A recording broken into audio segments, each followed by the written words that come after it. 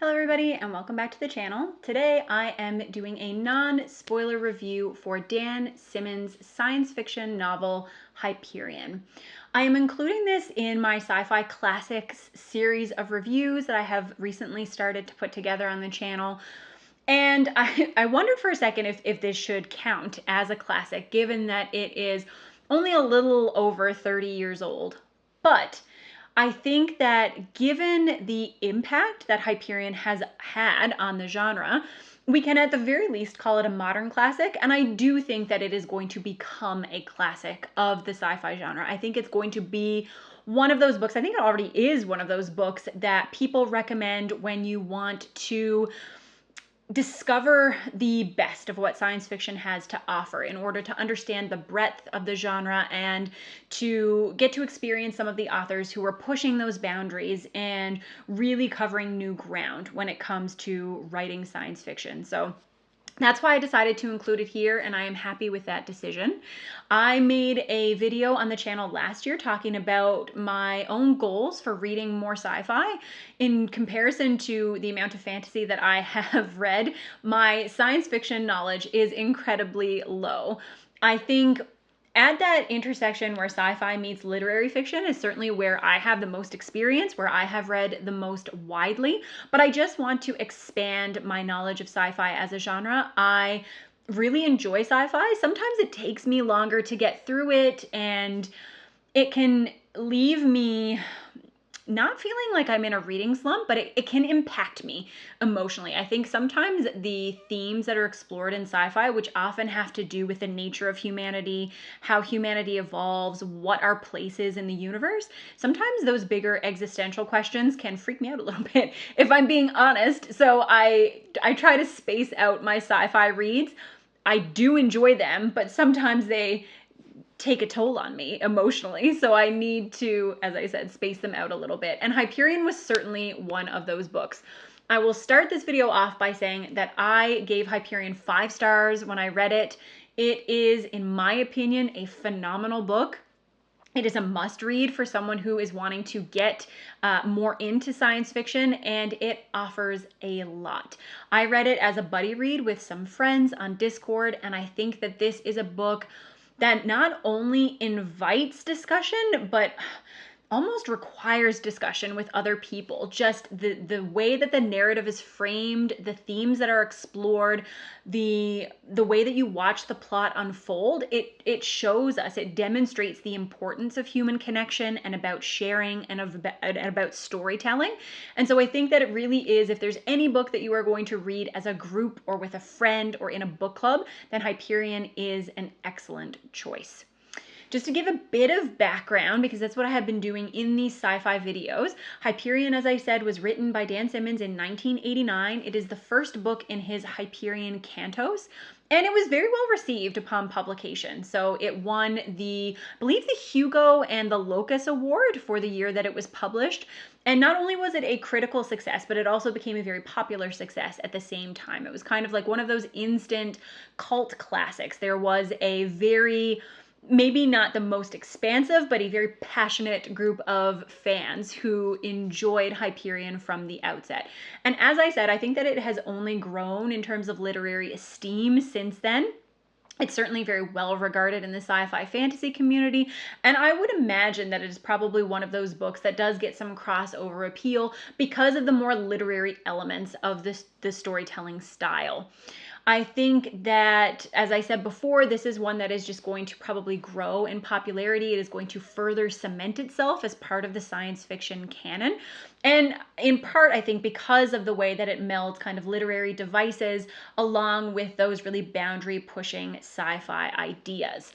The way that Hyperion is structured is as a frame narrative. So if you're familiar with the Canterbury Tales, you have a group of individuals who are telling their own stories, but those stories also weave together to reflect on the society, to reflect on kind of the deeper narrative that's underneath, and then they all pull together and intersect in ways that helps broaden your view of the entire world and the entire narrative. So it's some very clever storytelling with each of the individual stories having their own individual merits, but then also kind of providing you with this grander tapestry that you can see unfold. So it's very fascinating. And in terms of technical prowess, just the way that it is executed, I think is very well done.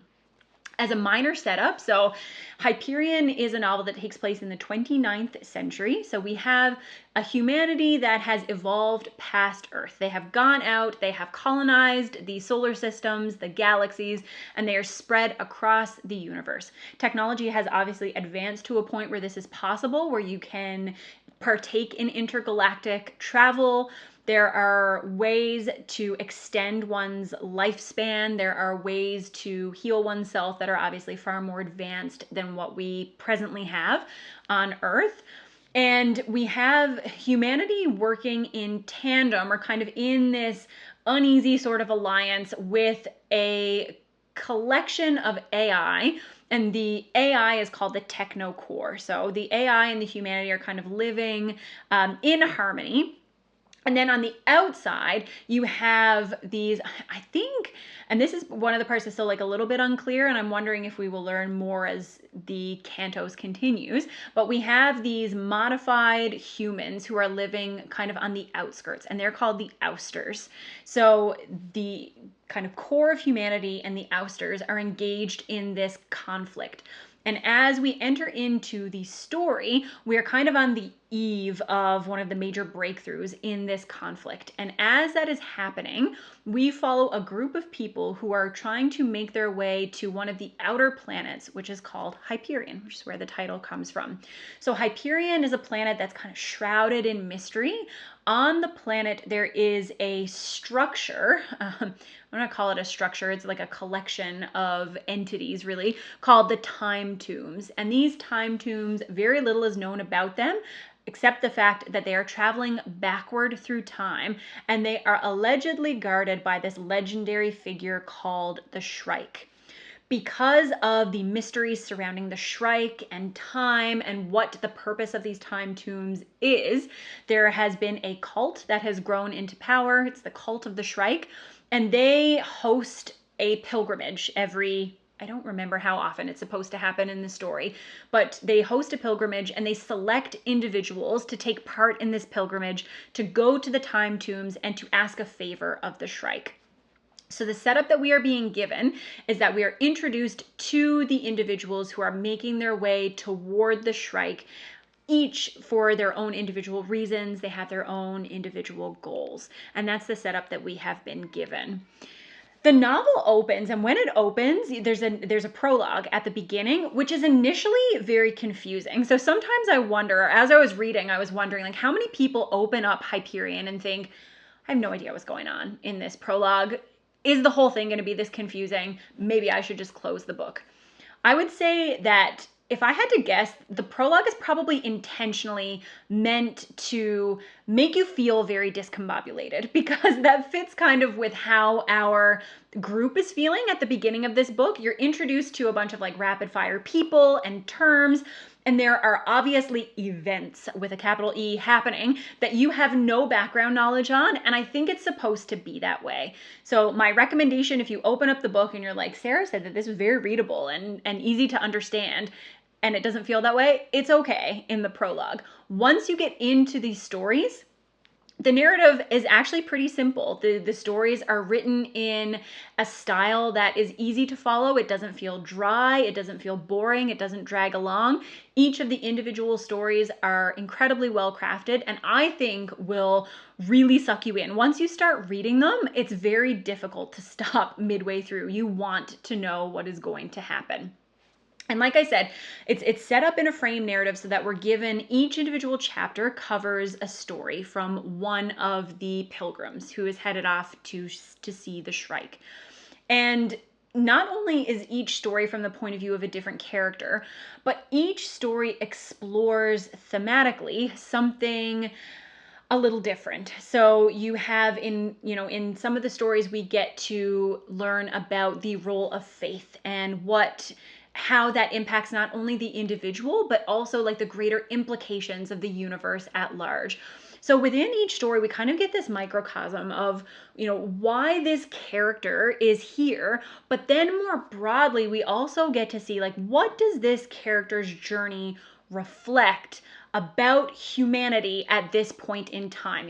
What they have done, how we have come from the Earth that was, or old Earth is what they call it, to the galaxy or the universe that we presently have. And it's just, like I said, it's just such good storytelling because Dan Simmons makes you understand the individual urgency of why each person has undertaken this journey and makes each story super interesting, but then also gives you a lot to think about these wider implications. He gives you so many things to parse over, so many things to wonder about. If it obviously takes us far outside the range of what we are able to accomplish at this point in our society, but it does make us think about some of the decisions that we're making now and the way that we relate to one another and what that means about us, both as individuals and as a species. So it's very, very well done. Another masterful part of the storytelling is that each story is very different. Each character is very different, but the voice that Dan Simmons uses is perfect for each character. So you will read one story about like a very foul-mouthed character and it feels like gritty and punchy. And as you're reading through every line, you're like, oh, I can feel like how smarmy this character is as I'm reading through. And then one of the other stories is more of like a cyberpunky mystery story. And you feel like you're in, I don't know, the Matrix. Like you feel like you have been immersed in that setting. They all feel very distinct. And it's hard to believe that the same person was writing all of these stories. While I think that Dan Simmons has a style that is his own, which I will only be able to discover as I read more of his work, he is talented enough to make each of these stories feel unique, feel fresh, and feel very much alive. So, kudos to Dan Simmons for that, because that is not an easy thing to do. The 6 stories themselves, like I said, are all named after some of the characters who are embarking on this pilgrimage. So we have the first one is called The Priest's Story, which is kind of an exploration of faith, as I talked about before. Then we have The Soldier's Tale, which is about the nature of violence and of connection and how those two intermingle. Then we have The Poet's Tale, which is the kind of foul-mouthed one that I was talking about, but it's definitely a reflection of art, the role that art plays in the world. What is the importance of literature and poetry to our greater understanding? Like, how does that fuel us as people? And do we need it? As technology becomes significantly more advanced, as we make our way out into the universe, is there a place for art? And what does that mean? Number 4 is The Scholar's Tale, which is about the search for knowledge and familial connection. Then we have The Detective's Tale, which is kind of the cyberpunky one that I was talking about, which is really, like, this is where you get the most hard sci-fi in Hyperion. This really focuses on the role of technology in the lives of humanity and how that changes us and what it means for us. And then the 6th one is called The Consul's Tale. And this, I think, is more about consequences. What are the consequences of the choices that we make? How do those consequences reverberate through time? How do they impact people? How do they trickle down through the generations? And very, very fascinating. Each story on its own would make a phenomenal short story. There would be enough to dissect for you to study it in a class. There would be enough to, I think, garner each one of these, a pretty good star rating. I think many of them are 5 stars. A couple of them are probably 4 stars, but all of them have merit on their own. But when you take them together and when you start to see the connections between them and when you start to see how they build up this wider world, that is when Hyperion really starts to blow your mind. There were stories in this collection or in this, within this narrative that are some of the best things that I have ever read. on their own. On their own, they are high literature, they are phenomenal. But taken as a collection, taken together, I think that it is truly boundary pushing, it is genre defying, and it is what makes Hyperion such a special book. Just for the sake of, having been through the novel, and for those of us who have read Hyperion already, I'm just going to give my ranking for the stories. It's still spoiler free, but if you're very sensitive, like if you don't want any expectations set up where you're like, well, I don't want to know which one is supposed to be the best because then what if I find the other one's disappointing, then feel free to skip over this. I will timestamp it and then have the summary at the end.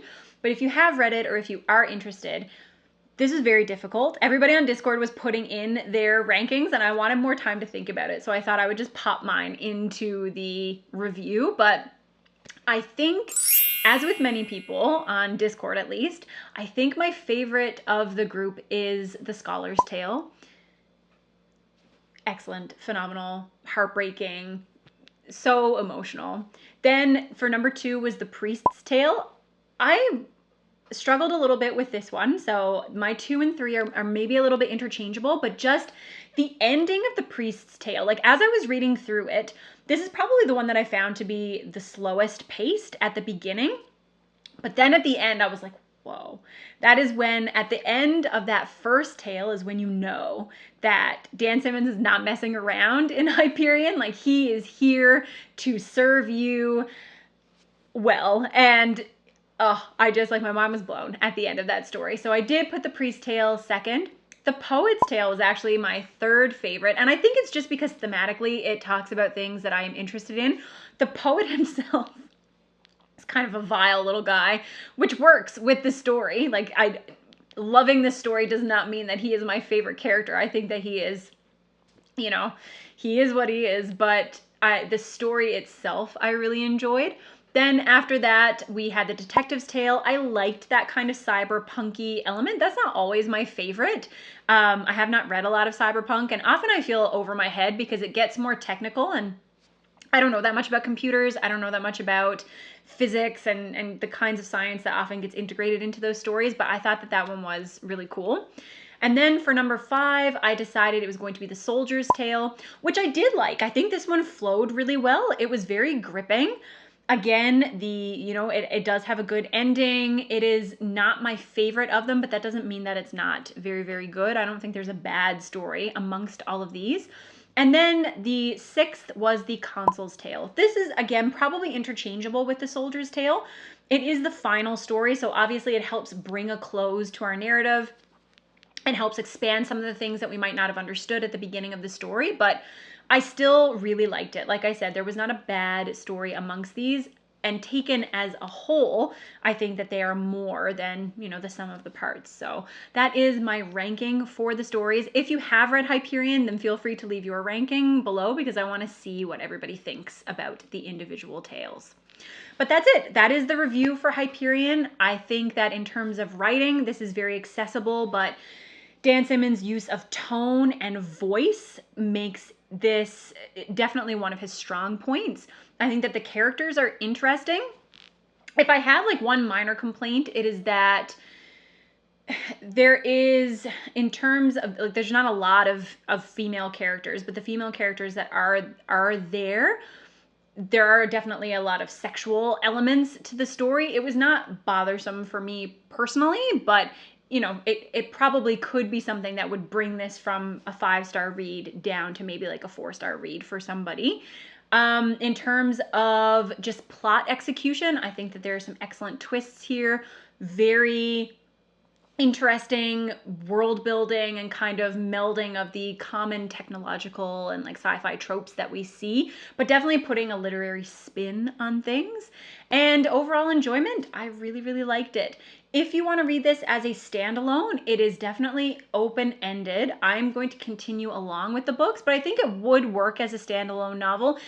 if you're happy, if you are more of a journey over destination person. So for example, Alan would not want to read just this book on its own, but if you are someone who just enjoys kind of the path, the meandering way that we get there, if you're someone who just wants to reflect on the themes of a novel, who wants to understand the intricacies of a character, and you don't really care that much about the plot, then I think that this would make a fine standalone novel. If you are someone who needs that resolution, who needs to know what happens, then most definitely you should continue on. And that is what I will be doing. So I will be reading The Fall of Hyperion in September, and I am very excited to do so.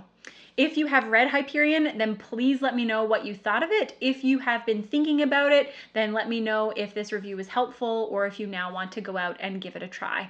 Hopefully you enjoyed the video, and I will see you with another one soon. Bye!